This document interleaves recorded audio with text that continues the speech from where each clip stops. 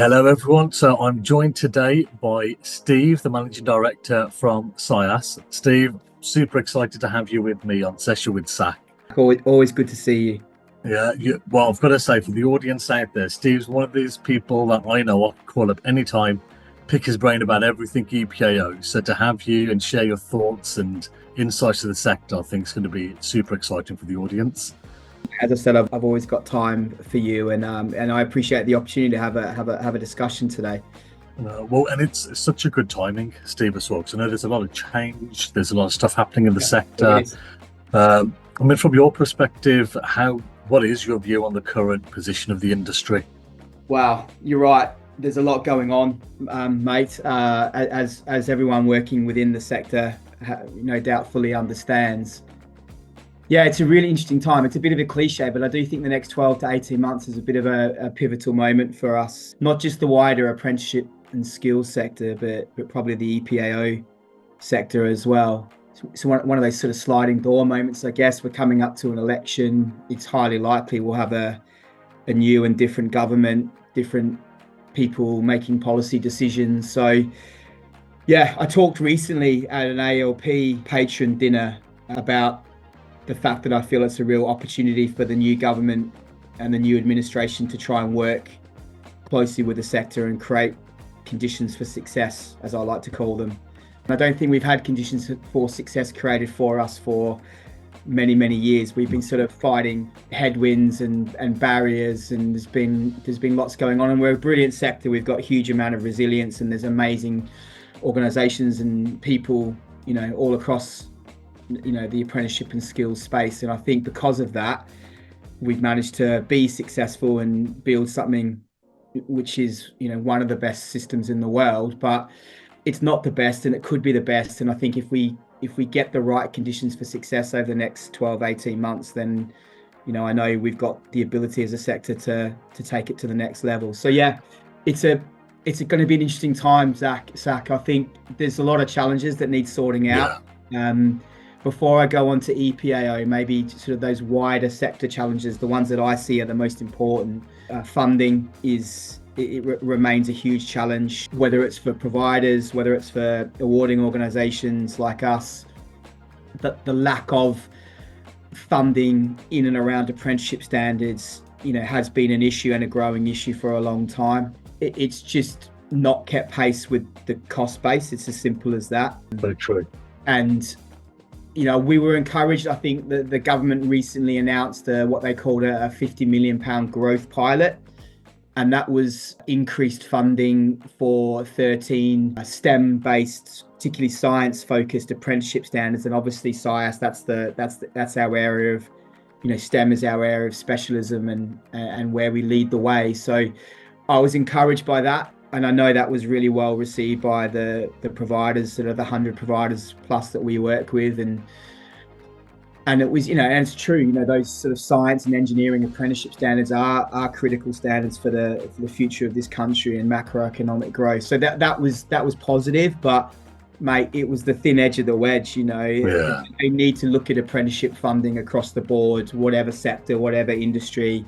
It needs an across the board uplift. It's things that everyone in the sector has been calling for a long time. And what I'm concerned about, I guess, is if that doesn't come, then AOs and providers are already in a situation where we're having to make tough decisions. Yeah. And what we need to avoid as a sector is that it becomes a race to the bottom and that quality is impacted, So I think that's one challenge, mate, if I'm honest. The second one is the one, if a new government's coming in, I'd really like them to have a look at the level 2 and level 3 reforms. Yeah. I hope that they can be bold enough to make some decisions around that and maybe reverse some of the decisions that the government's taken recently. I am uncomfortable with the direction of travel. I'm uncomfortable because for me it restricts choice. Yeah.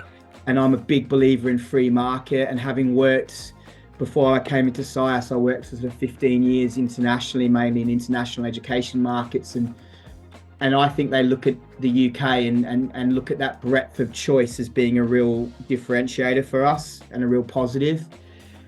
And I just feel it's a dangerous road to go down when you start to restrict choice for employers, providers, parents, learners. 100%. And I get the importance of supporting T levels, and I get the importance of the government wanting to back up some of their ideological views on level 2 and level 3, but choice is key. And I always feel that, you give the market, you give learners, you give stakeholders high quality choices, and as many of those as possible, and then they will make the right decisions. As a member of an awarding organization, we're not going to build qualifications that the market doesn't want. So yeah, I think that's something. The level 2 and level 3 reforms is a challenge, and it's something that needs to be looked at. Level 2 as well, mate. Social mobility. We're a charity. We're a public charity. Social mobility for me, and sort of accessing that apprenticeship and skills pathway at level 2 is key. And again, I've got some concerns there. And then the last couple of quick ones for me would probably be, we need a national skills strategy. We've all been banging on about that for years, but I was, at that ALP event recently, SEMA was there, the Shadow Skills Minister, and I was encouraged by some of the things she spoke about in that space, bringing in a hopefully a proper national skills strategy, which is developed in conjunction with the whole sector and all the stakeholders. And importantly, she mentioned a couple of things which I thought were really, really, really positive. One is that it would potentially be cross-departmental, so it wouldn't just be about DFE, but it would have buy-in from across government, and also that it would be linked to an industrial strategy, which for me is really, really important. And I hope they do that. We need it. And then I hope they have the courage of their convictions and that we stick to it, because the one thing we all need, again, is consistency, and we haven't had that. And I think we just need to develop it, implement it, and then stand behind it, and give ourselves 5, 7, 10 years to walk the walk behind it, And also, like you said earlier, when it comes to accessing a free market, see what works. Ultimately, the proof's in the pudding. If it's not working, people won't buy into it. Absolutely. In which case, let that lead the strategy as opposed to second guessing and having an either or. And Steve, the other thing that, and I hope you don't mind me asking you this one. When we think and talk about challenges and opportunities, Steve, I've had the pleasure of knowing you for a few years now, and when it comes to relishing the opportunities and really being at the forefront of conversations, and be that the ALP talk that you did, I know you're speaking at a conference in September, you talk, what is it that makes you want to go out there above and beyond almost? Because, STEM is a difficult and it's a challenging sector in itself. Your day job is almost super difficult, super tough, but you seem to be doing all this as well. Just wanted to understand your rationale, your thinking, why. Yeah, our rationale is, and my rationale and SIAS's rationale is that, like everyone else in this sector, I hope we're here to change people's lives, right? We're trying to have a positive impact and give young people and older people opportunities to change their lives and, progress themselves and their families through skills and through careers, and, whether it's apprenticeships or wider skills solutions. So that's what gets me up in the morning. That's what we're about at SIAS. And look, despite, I've just talked about 3 big challenges, but like I said, despite the fact that we haven't exactly had many, the wind behind us the last decade, I don't think we often enough as a sector pat ourselves on the back for the work that we do. And I would say the UK skills sector is top 5 or 6 in the world. We'd like to be. We should be number 1. We could be. We should be aiming to be number 1. But we're still pretty damn good. And again, having worked around the world, I still think most of the world look at the UK as a sort of gold standard in terms of how we're doing things. So I'm driven by making a difference.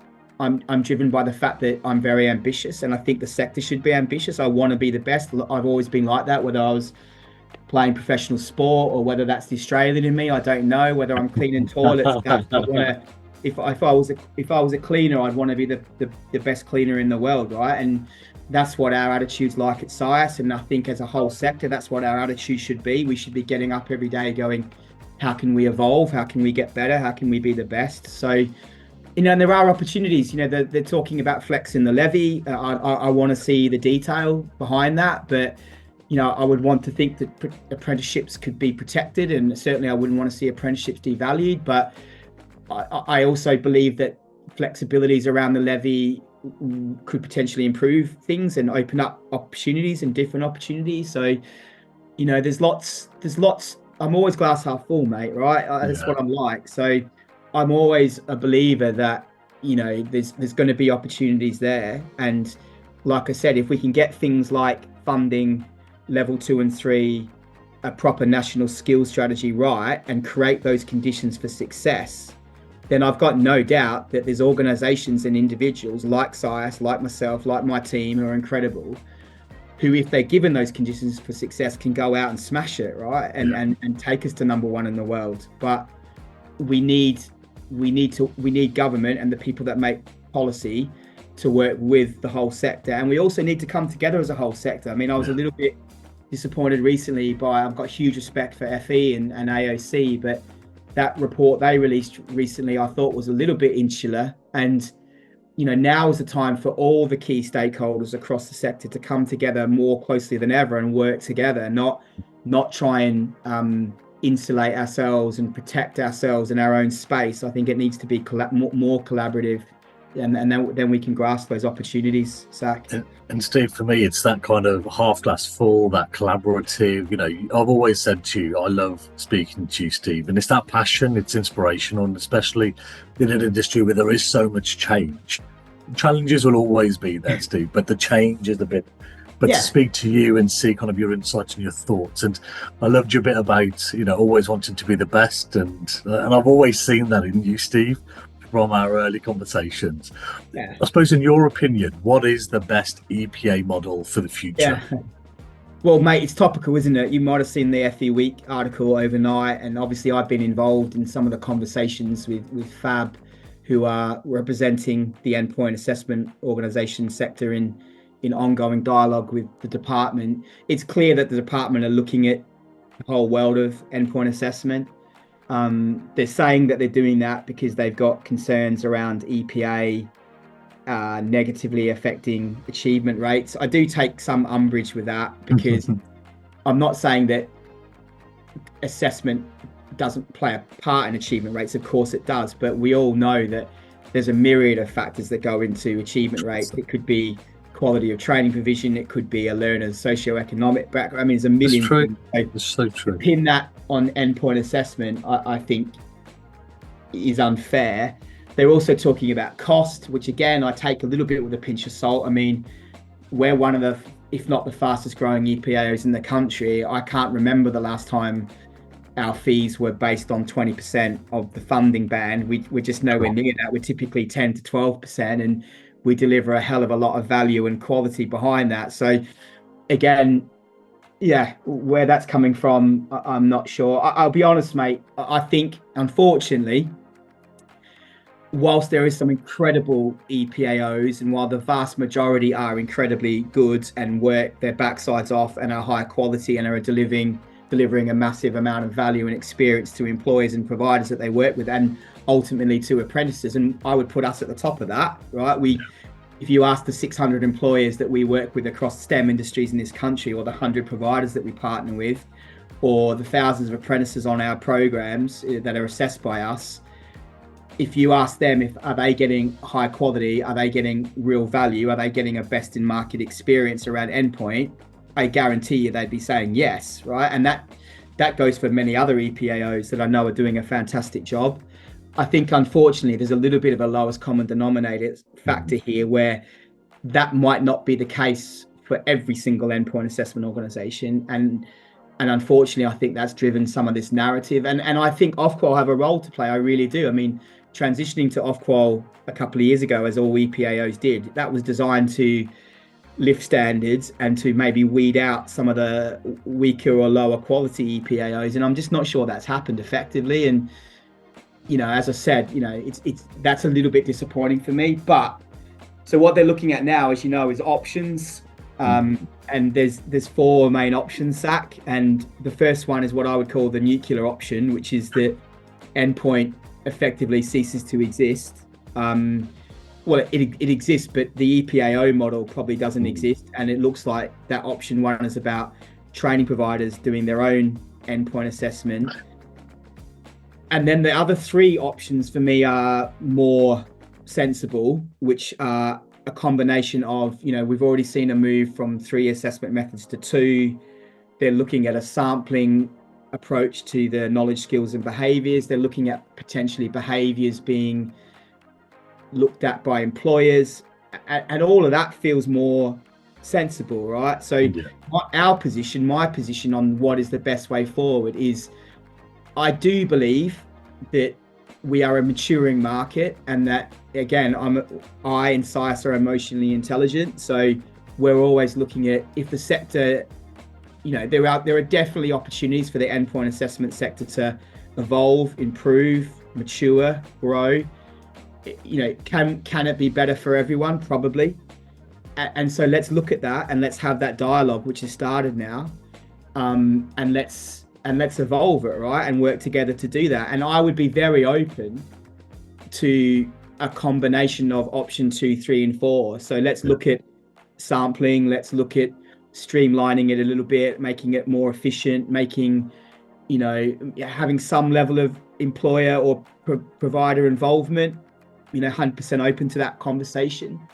I think the option 1, though, for me is a nonsense, and I really will maintain, and I know that FAB's position is that they would be pushing up against that as well. I think if we were to take apprenticeship assessment, make it non-independent, take it back into providers essentially marking their own homework, then for me that moves the sector back 40 years. 100%. Independent assessment was the bedrock of the Richards Review. Again, with my international experience, it's the one main thing that other countries look at and go, wow, I wish we had that.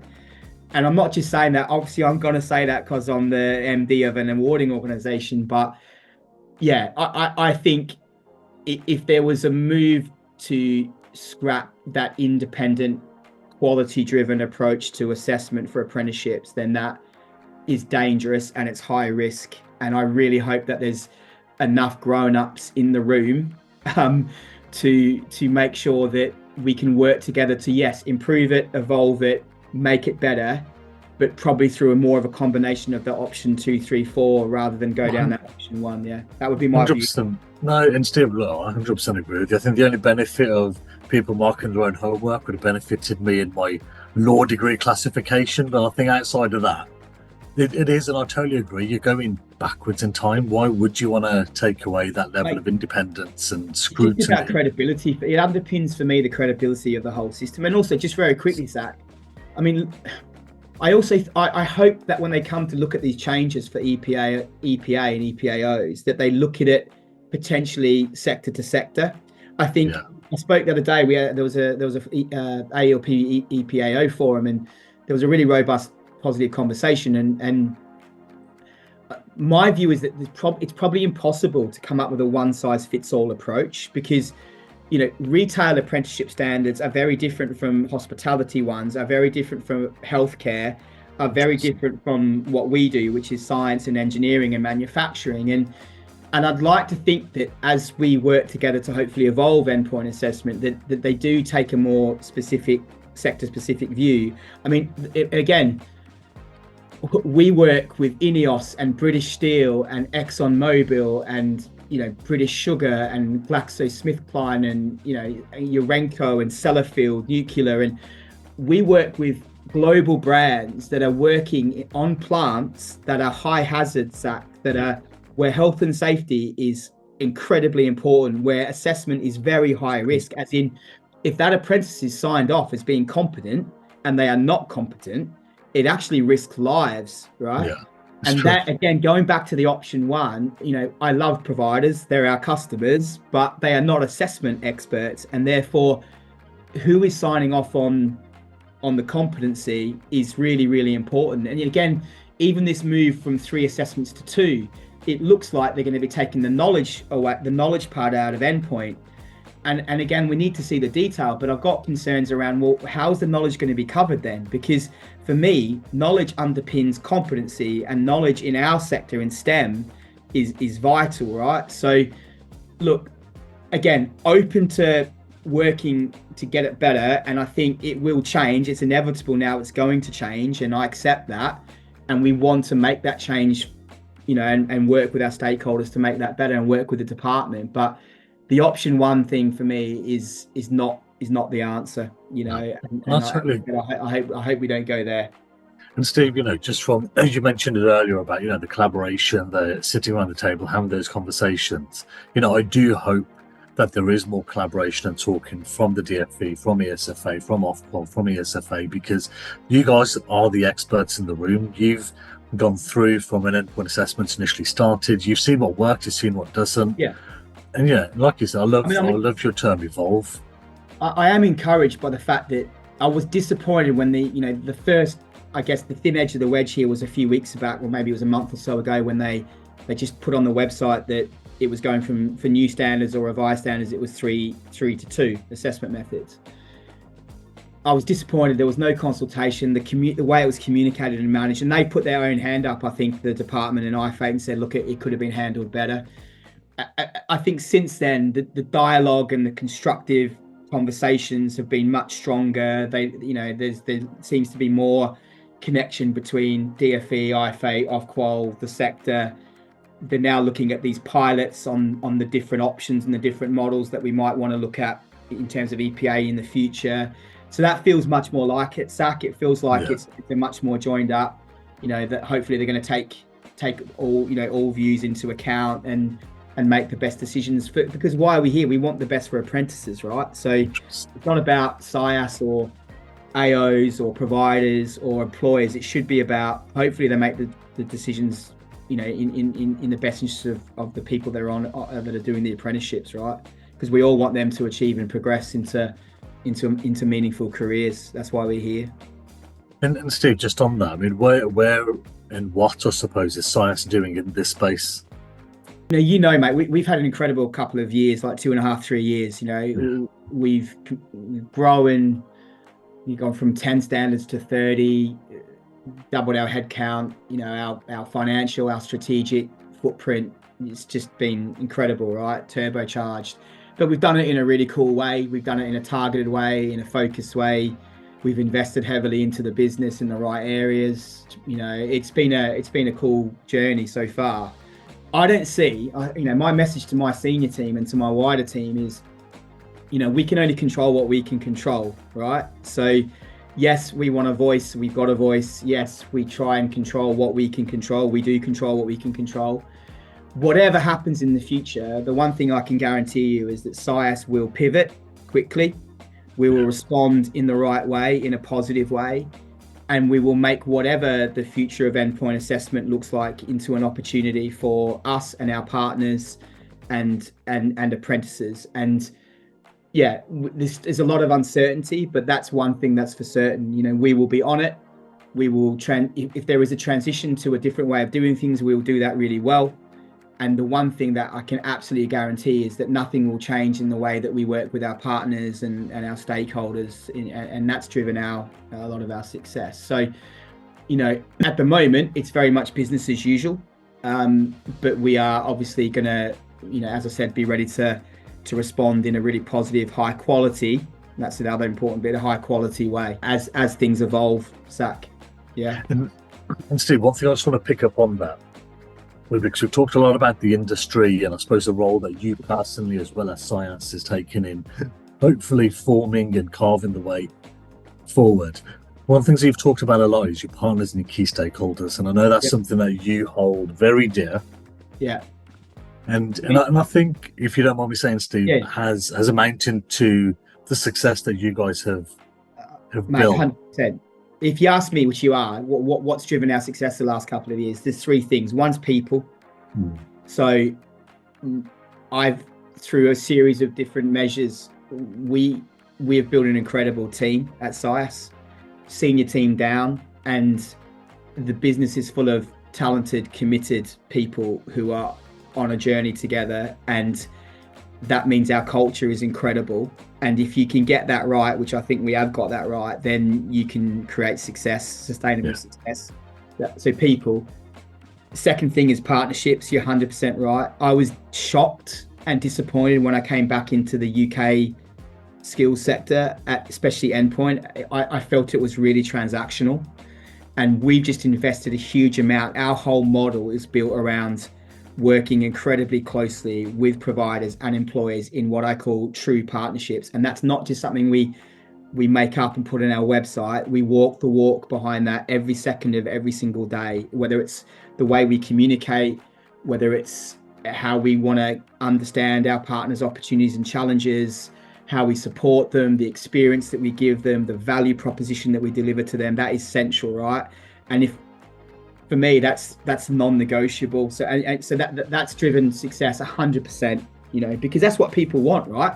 If you're spending money with an organization, if you're wanting to be one of our customers, why would you expect anything less, Zach? Why wouldn't you expect anything less than the very best experience and value possible, right? And if we're not delivering that, then why would you want to work with us? It's not rocket science. So people, partnerships, and the third thing, which I'm most proud of, is our model. And it's what we call that start point to end point. And again, it comes back to partnership and it comes back to people. But I think there's a challenge with the way that endpoint was set up, which is that it's called endpoint, right? So everything happens at the end, and actually that's too late. So on a 3-year engineering standard, if the EPAO hasn't been supporting across the 3 years, if the employer, provider, and EPAO haven't been connected across the 3 years, if those touch points aren't in place, if you're not upstream on EPA planning, you know, reasonable adjustments, whatever it could be, and then you just start to switch on 2 weeks before gateway, of course it's going to be a mess, right? Yeah. So our whole model, what we brought into the market, which I genuinely feel has been quite disruptive, and another reason why I think we've been really successful, is that sort of start point to end point approach. That everything we do is built around that concept, and I think if you ask our provider and employer partners, that's in many cases, mate, that's been transformational for them. And I'm really proud of that. And do you know, I can picture it though, Steve, because, you know, if I put myself into any of your key stakeholders' shoes, be that the learner, the provider, the employer, and yourselves, everyone's got a vested interest to get the best out of the learner. And actually, if you've got that tri-party relationship all the way through, I suppose you soften some of the sharp edges of that anxiety that can build up, be that from the learner, the provider, 100%. The employer. And actually you get to showcase, which is what endpoint assessment should really be about, showcase the best parts of that learner. Mate, so, you put it perfectly. I always talk about, I just talked about creating conditions for success for the sector.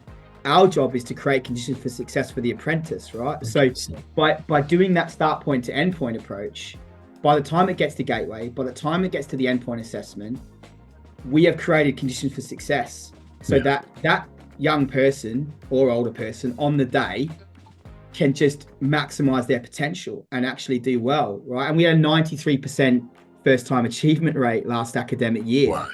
Which is mental, right? And people say to me, don't get me wrong, we're in a strong sector, you know, STEM, great employers, good providers, high quality apprentices. So we don't face some of the challenges that perhaps you might get in, like, I don't know, retail, hospitality. Yeah. We don't necessarily get that churn as much, but it's still incredible. And that's not because our assessment or our approach is less rigorous, far from it. You know, we've got a high quality, high rigor approach to assessment. It's because the model works, right? And not just that, Steve. I've got to give you some credit there, because, and again, I understand exactly what you're saying about the learners and the levels at which they may be operating, but bear in mind, you guys are operating in a super technical space as well. 100%. You know, so there's a lot there that could potentially go wrong, or, you know, if I was a learner, I may forget because of the intensity of what I'm going through and the stakes, like you said earlier. You know, people's lives could be at risk if they don't get this right. Again, you know, I said about people being one of our strengths. That goes for not just our internal team, but our external team, our assessor teams, our associates. They're all from industry, Zach, right? Yeah. So you talked about, we do work in highly technical industries, right? So you need, you know, if someone's going out to do an endpoint assessment at INEOS in January in the hail, and they're on plant and they need to, you know, these people, that's their life, right? They live and breathe it. They come from industry. My senior team is full of people that come from industry. So I think we've got that really lovely balance between being a high quality assessment organization, understanding assessment, being good at what we do, but also having that really strong emotional attachment and link into industry and having that industry expertise, because we do specialize. I mean, so that STEM space is what we do. Yes, we diversify a little bit into health science and health engineering now on the back of a great partnership with NHS, but it's still STEM, right? Yeah. And you know, and that's what we do, and that's what we live and breathe every single day. And again, that's another big reason I think that, you know, our achievement rates have been so high. And Steve, I love what you just mentioned there around diversification, because I think not all, but a lot of people think of diversifications as additional income streams or, you know, spreading your risk. But even kind of off the bat, just natural language for you was on the back of an employer's partnership that you've built and they needed it, you serviced that need, as opposed to, oh yeah, there was just an opportunity financially driven to go and exploit. And I think it just leads back to what you're talking about, that tri-party relationship. It needs to be, you know, needs led as opposed to. Absolutely, mate. Look, a lot of our growth has come because on the back of our model and our drive around partnerships, our employer and provider partners are in a great place, right? Yeah. And so they're coming and saying, well, we'd like to do more with SIAS, and that's driven, obviously for us, business cases around why we would move into different areas. And that's just good business as far as I'm concerned. But what we haven't done is we haven't gone out of our lane, and I'm determined that we never will. We have legitimacy and a track record in that STEM curriculum space. So we're not going to suddenly pop up and, you know, do, I don't know, dog grooming or something. That's not going to happen. But at the same time, we have what I think one of our successful strategic moves was moving into what I call wider STEM. So SIAS's traditional footprint was very much science only focused. What we've done over the last 3-4 years is move very much into that wider STEM areas like engineering and manufacturing, science manufacturing. And again, that's our traditional heartland. It's what we're about. And so that's how, you know, we've gone from 10 to 30 standards, but that hasn't been done in a chaotic way, mate. That's been done in a very targeted, very focused way. That sort of targeted diversification of product for me is how you sustain growth within a commercial growth or strategic growth. Well, one of the questions I was going to ask you, but to be fair, I think you've more or less nailed it already, was, you know, almost what makes SIAS special, what makes you different. Well, I've probably spoken about, I think, you know, the people, the partnerships, and the start point to end point. So if you ask me the 3 things that make us unique, great, good at what we do, is we've got amazing people. I'm very lucky, mate. I've got an incredible team that work incredibly hard and are very committed to our customers and to apprentices. People, our obsession with partnerships and our customers, and the model. They're the 3 things that I think make us, if not the fastest growing, one of the fastest growing EPAOs. That's what's driven our scale and our growth the last few years. I think the last thing I'd say, I guess, on that is values. Really important to me. I'm very much, I hope I am, and I think I am. I'm a values-led leader.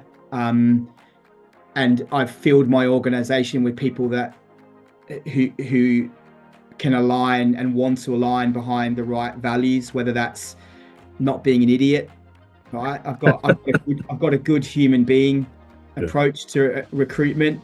I'm more concerned. Skills and experience are great, but they can be developed. What I'm looking for is people with the right mind and the right heart. And I think, you know, that values part of what we're about is really important. You know, getting stuff done, working with pace, working with quality, being on the bus, like I like to talk about. You either, you know, at SIAS, it's not for everyone. It's not, and I always say that to anyone coming in.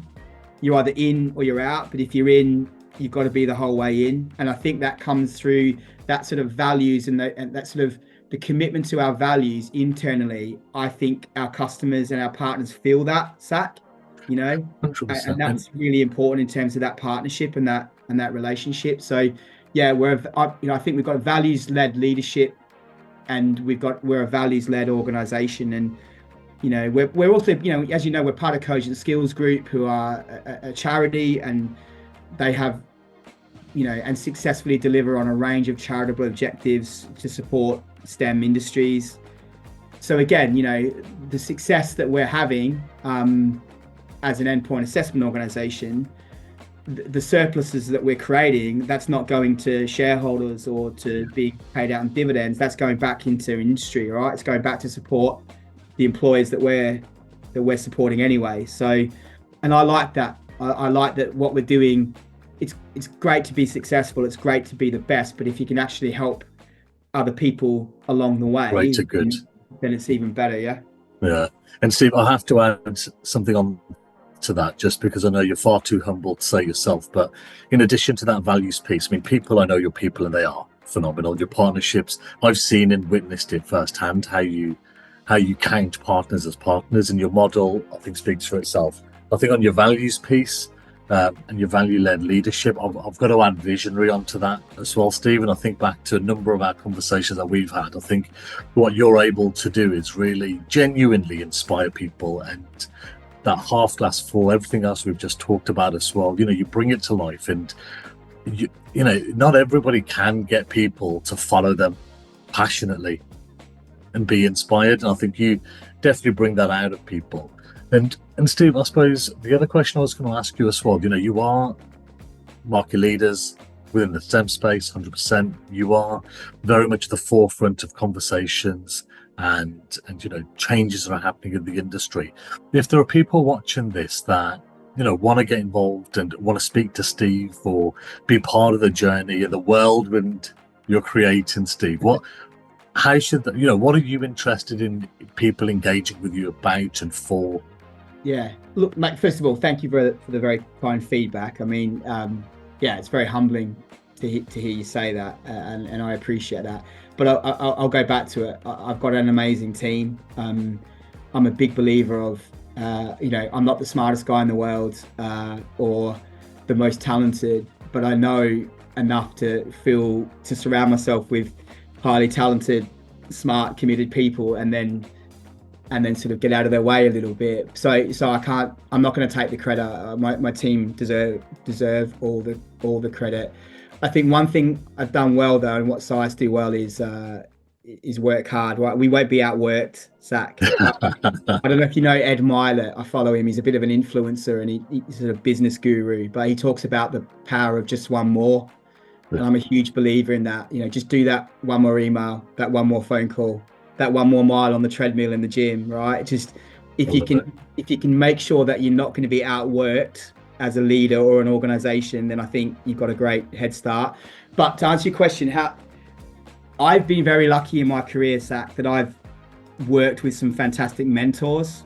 People like Charlotte Bosworth. I was at ABE as Deputy Chief Executive for 7 years before I came to SIAS, and Rob May, the Chief Executive there, to this day remains a huge support of mine and a great mentor. And there's lots of other people as well. I've been very lucky, whether that's my professional sport background. I've always thought about, I want to be a sponge, right? So, you've got lots of coaches, you've got lots of high quality of people around you. That's how you develop, right? You be a sponge, learn, take things that are going to work for you and implement them, obviously bring things of your own to the table.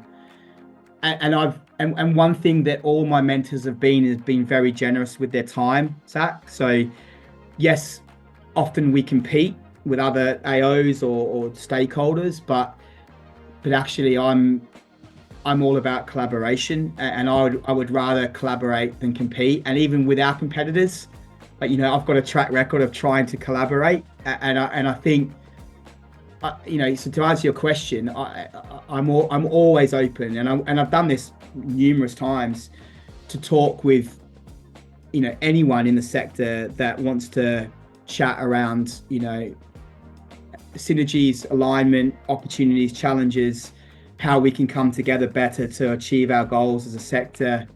I'm always up for a chat, mate. That's right. One thing about me. So I would just say, it's an open door, virtual or otherwise. If anyone wants to reach out and have a chat about anything, I'm happy to do it. Well, I love that. I've got to say, I've already whistled off a number of things that I love about you, the work that you do. But even that mindset and approach I love. And it's funny, we were talking about luck earlier. And I've always found that the harder you work, the luckier you get. And Steve, in terms of hardest working people I know, you're definitely up there. Cheers, mate. There's a lot of other hardworking people in this industry, though, and again, that's I think one of the reasons why, despite the challenges that we discussed at the start of the call, it's still a fantastic sector, right? Because I'm not unique. I could list you 30 people I know now off the top of my head, leaders of different organizations in this sector who have a very similar mindset and approach to myself, and that's why I love this sector. It's brilliant. I do genuinely feel, Zach, you're immersed in this sector as well. Like, it's a cool sector, right? We do work closely together. It's full of amazing, committed, talented people and organizations. There is a lot of collaboration. There is a lot of supporting each other, and that's good. I like that, and I'm just trying to pay that forward a little bit, in terms of how I operate and how SIAS operates. So yeah, it's all good. It's all good. Well, brilliant, Steve. Well, look, I'm going to be adding your contact details, your website, how to get hold of you. Any last messages for anyone watching? No, just I think, like I said at the start of the interview, I think it's a sliding doors moment the next 12 to 18 months. So let's work together. Let's be collaborative, and let's grasp the opportunities as they evolve over the next 12 or 18 months and create those conditions for success as a sector that we need. And then let's just go out and smash it on the back of that and get to the number one in the world, because that's where we should be in the UK as a skills and apprenticeship sector. And I genuinely believe we can be, and we will be. So that would be my message. No, fantastic, Steve. Well, look, absolute pleasure as always. Thank you for taking out some time to come chat to us. Really, really do appreciate it. And I'm looking forward to having you on stage where you belong at the conference. Yeah, unaccustomed as I am to public speaking, Zach. Look, I'm looking forward to it. I spoke at, I think, the last conference in last September, and you guys are doing a great job with that. I know it's looking like it's going to be the best one ever in September. Yeah. And there's lots of other cool people there speaking and involved. So yeah, I'm really looking forward to it, 100%. Fantastic. Well, thank you again, Steve, and hopefully catch up soon. Pleasure. Thanks, Zach. Speak soon.